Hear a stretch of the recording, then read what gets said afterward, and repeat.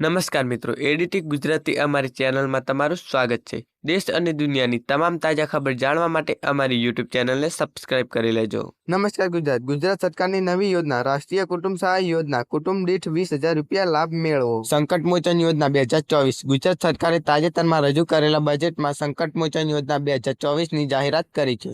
નવી સંકટ મોચન યોજનાનો ઉદ્દેશ એવા બીપીએલ પરિવારને આર્થિક રીતે સહાય પૂરી પાડવાનો છે જેમાં રોજીરોટી કમાતા મૃત્યુ પામ્યા છે। સામાજિક સુરક્ષા વિભાગ દ્વારા ગુજરાત સરકાર આર્થિક રીતે અસમર્થ વર્ગને સહાય કરવાની હેતુથી વિવિધ યોજનાઓ ચલાવે છે જેમને સામાજિક સુરક્ષા વિભાગ સંચાલિત કરે છે। તેમનો ઉદ્દેશ પ્રાકૃતિક અથવા અકસ્માતના કારણે પરિવારને મૃત્યુ વર્તન કરનારના અસમર્થ અંગે મૃત્યુ થવા પછી અને આ અચાનક આપત્તિ અથવા મુશ્કેલી સ્થિતિમાં પરિવારને આર્થિક રીતે મદદ આપવા માટે સંકટ મોચન યોજના અથવા રાષ્ટ્રીય કુટુંબ સહાય યોજનાનો લાભ પ્રદાન કરવાનો ઉદ્દેશ્ય છે। સંકટ મોચન યોજના, જેને ગુજરાતમાં રાષ્ટ્રીય કુટુંબ સહાય યોજના તરીકે ઓળખાય છે, મુખ્ય વર્તન કરનારની મૃત્યુ થવાની અવસ્થામાં પરિવારને ડોક્યુમેન્ટ બેનિફિટ ટ્રાન્સફર દ્વારા એક વખત સહાય આપવામાં આવે છે, જેમને પરિવારને 20,000 ની સહાય કરવામાં આવે છે। પરિવાર જેમને ગરીબ રેખા નીચે જીવતા લોકોને આ યોજનાનો લાભ મળવા પાત્ર છે। તે પરિવારના મુખ્ય વ્યક્તિ પુરુષ અથવા તો સ્ત્રી પ્રાકૃતિક અથવા અકસ્માતના કારણે મૃત્યુ થવા તે સંકટ મોચન યોજનાની યોગ્યતા ધરાવે છે। મૃત પુરુષ અથવા તો સ્ત્રીની 18 થી 60 વર્ષ વચ્ચે હોવી જોઈએ।